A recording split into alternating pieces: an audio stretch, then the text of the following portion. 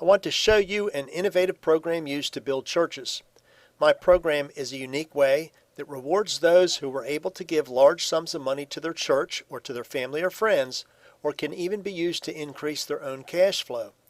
This program will reveal how owners of large assets are able to donate to their family members or church, receive an income for life for doing so, and have the very same asset returned back to their estate tax-free upon their death. I see 3 reasons to use such a unique strategy.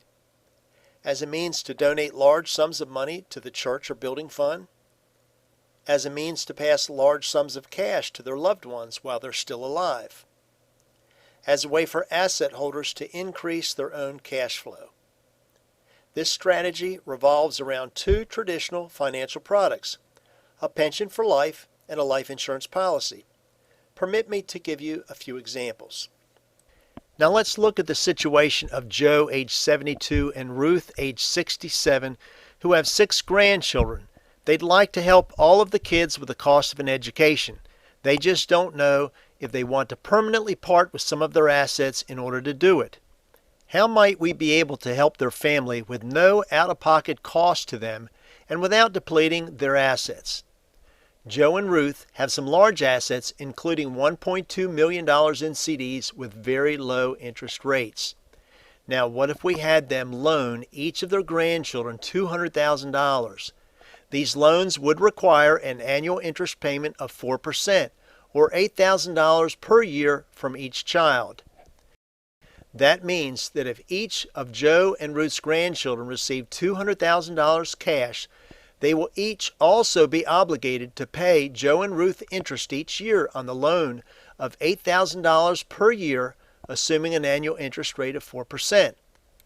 Of the $200,000 each grandchild receives, they'll deposit $156,785 into a medically underwritten pension for life on the life of Joe. It would generate income for each of the grandchildren at $16,000 per year for as long as Joe is alive. From the income of $16,000 per year, they will buy a life insurance policy on the life of Grandpa Joe in the amount of $200,000 at an annual premium cost of $7,840 per year, so that they can repay the loan when Joe dies. So let's summarize.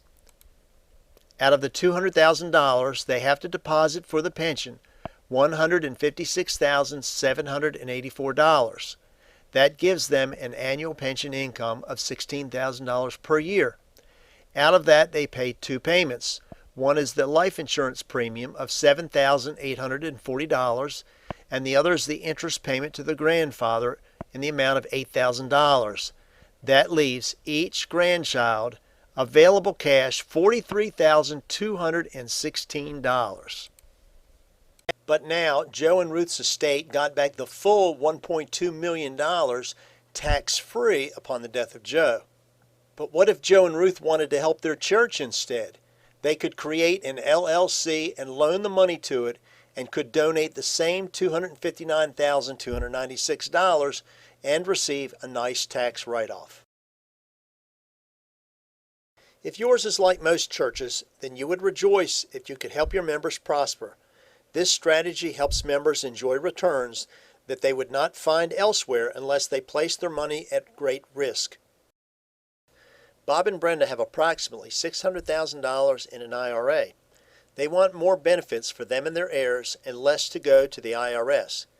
Do you think they will probably pay more taxes or less taxes in the future? After a feasibility study, we determined that Bob was not insurable, but his wife was. We were able to purchase a $500,000 no-lapse policy, good to age 125 on Brenda, with a premium of $9,175. In exchange for the IRA, we obtained a pension on Brenda that paid $45,702, with an after-tax value of $32,905 per year. The client paid the life premium of $9,175, which left them a net return of $23,730. That is a net return of 4.74%, or the tax equivalent of 6.58%. But it gets better. Depending on their tax bracket, their heirs might have gotten anywhere from $300,000 to $350,000. But now their heirs will receive the full $500,000 tax-free. We have multiple strategies that help families increase their cash flow. We need 8 to 12 weeks to determine what method would benefit them the greatest. Let's look at the example of Jack, age 70, who has an account with a balance of $750,000 that he does not need to generate current income. Jack would like to donate to his church during his lifetime, but would also like to pass the $750,000 on to his heirs. Jack decides to buy a pension that will pay him an annual income of $70,100 for the rest of his life. After taxes, Jack's payment from the pension will be $63,938.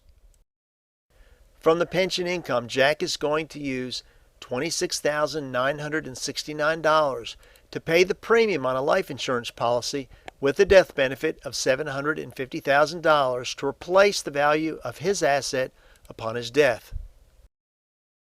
This leaves $36,939 per year for Jack to use as he wishes.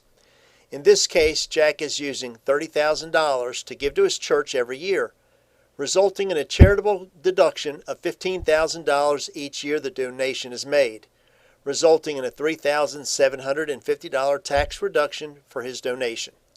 Jack has created an after-tax annual benefit to his church of $30,000 and provided a life insurance policy to replace his asset, and has increased his after-tax income by $4,527.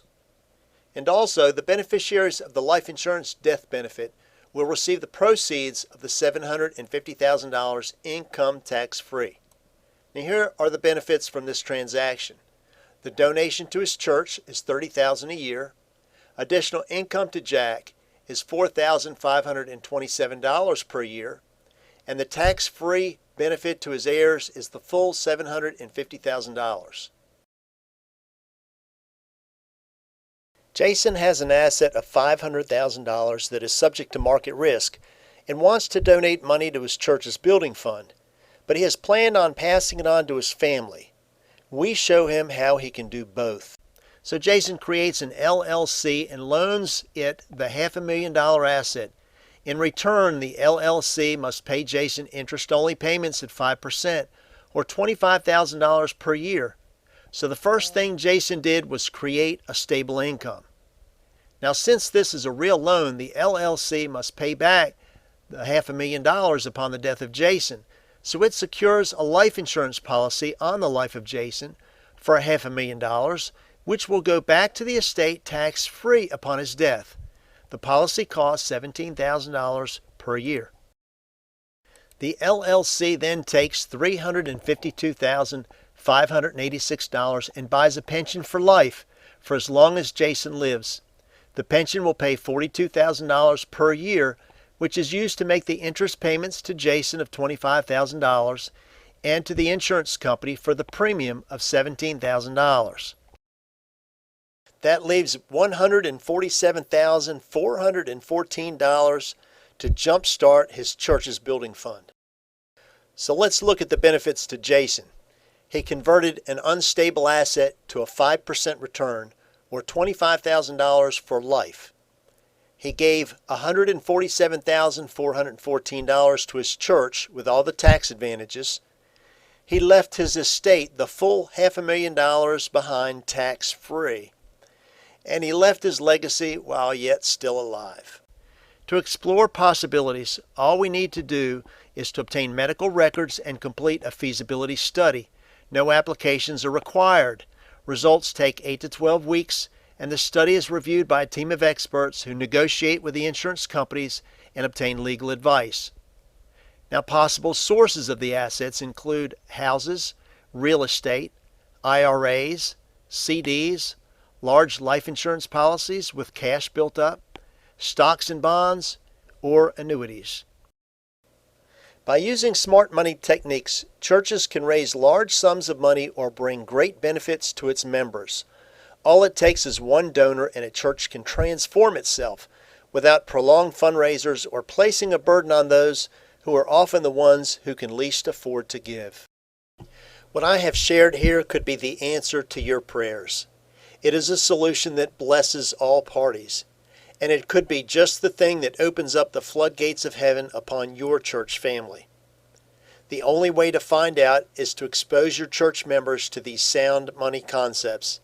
It has worked for many churches and charities and provides a way for people to give without loss. Now, how awesome is that? Call or email me if you'd like to share this with your church.